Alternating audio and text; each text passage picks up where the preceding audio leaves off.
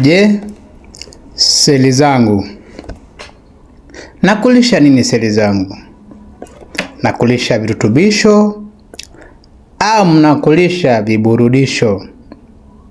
Je, mwili wangu una nguvu, una afya, una tabasamu au unajisikia uchovu sugu, uzito na maumivu?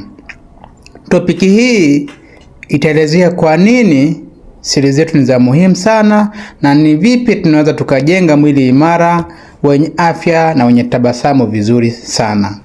Kuwa pamoja katika topiki hii, lakini pia usisahau kubonyeza alama ya kengele ili uendelee kupata maendeleo za video zetu. Je, unakula vizuri na bado unajisikia kuwa na uchovu? Watu wengi leo hii wanasumbuliwa na tatizo la uchovu sugu. Mtu unaamka umechoka, ukifanya kazi kidogo mwili unakuwa umechoka. Sasa leo utaenda kujifunza kwa nini unakula lakini bado mwili wako unakuwa una uchovu sugu.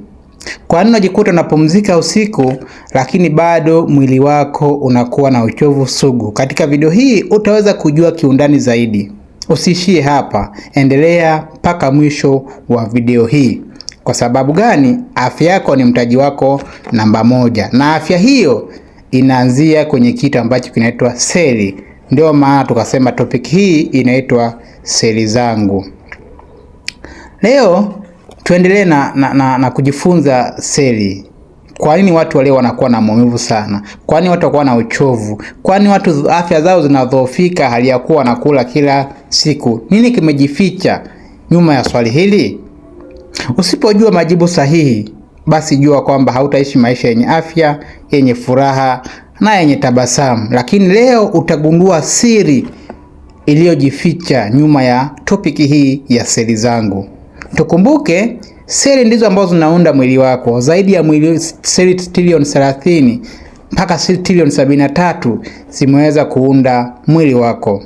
Kama ni nyumba, basi seli ndio matofali.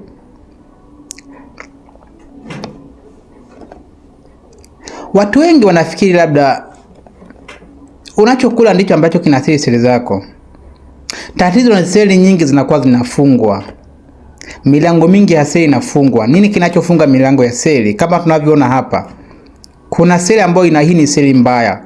Seli hii imeonyesha vitu vitatu. Kitu cha kwanza, imeonyesha vitamini na matunda mbalimbali ambayo tunakula, ambayo tunasema nutrients. Vyakula ninavyovila ndio virutubisho lishe.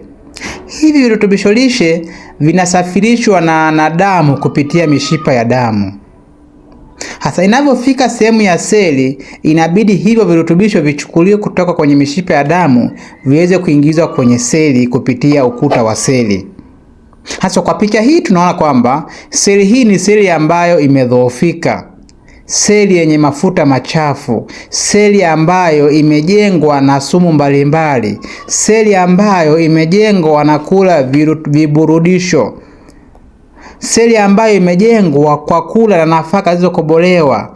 Tumekula sembe, tunakula mchele, ni nafaka ambazo zimekobolewa. Kwa vyakula hivyo na mafuta mbalimbali yanayoganda, vyakula hivyo vinafanya hii seli inakuwa mbaya. Hii seli inakuwa ni seli ambayo imedhoofika.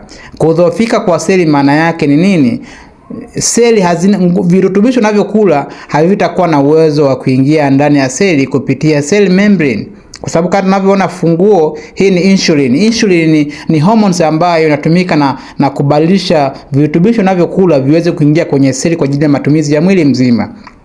Hii seli imedhoofika na sumu na vyakula mbalimbali vya viwandani, ndivyo maana yake sasa inaharibu seli hii na kuwa na muonekano mbaya. Kwa hata kama unakula vizuri, kama virutubisho hivyo havitaingia ndani ya seli kwenda kutumika, bado mwili wako utakuwa na uchovu sugu, bado hautakuwa na afya nzuri. Kwa sababu gani? Utakachokula hakitaenda kutumika kwenye seli.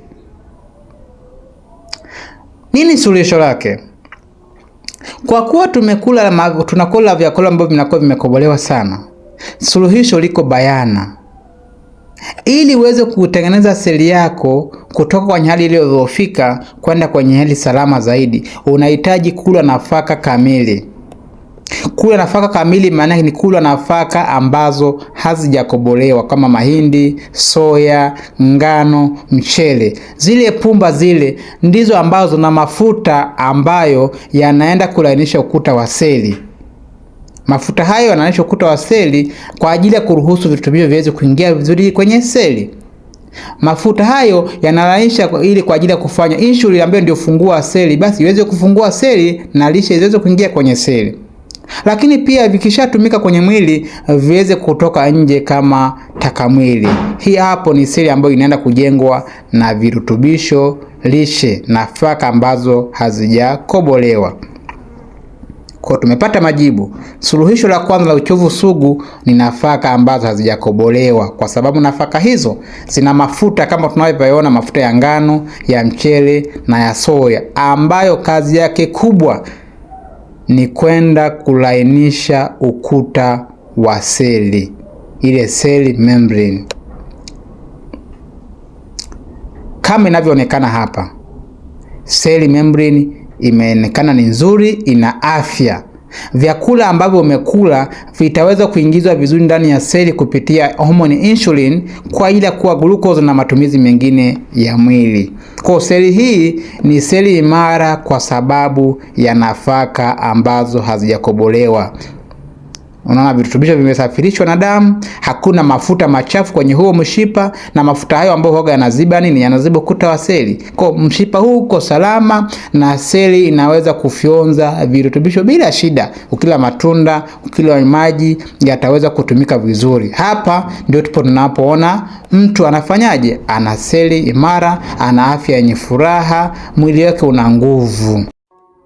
Seli zangu ndio msingi namba 1 wa afya yako. Jenga seli kwa kutumia nafaka ambazo hazijakobolewa. Tuna bidhaa yetu nzuri sana ambayo imeweza kutengenezwa nafaka kamili. Karibu kuitumia bidhaa hii, lakini pia endelea kutufuatilia katika peji zetu za channel hii ya YouTube kwa ajili ya kujifunza zaidi changamoto mbalimbali za maradhi na kujua zaidi ili uweze kupona changamoto hizo, au ili uweze kusaidia ndugu yako ama rafiki yako kuhusu changamoto hizo. Cha kwanza ni upate elimu sahihi ya afya. Karibu na nashukuru sana.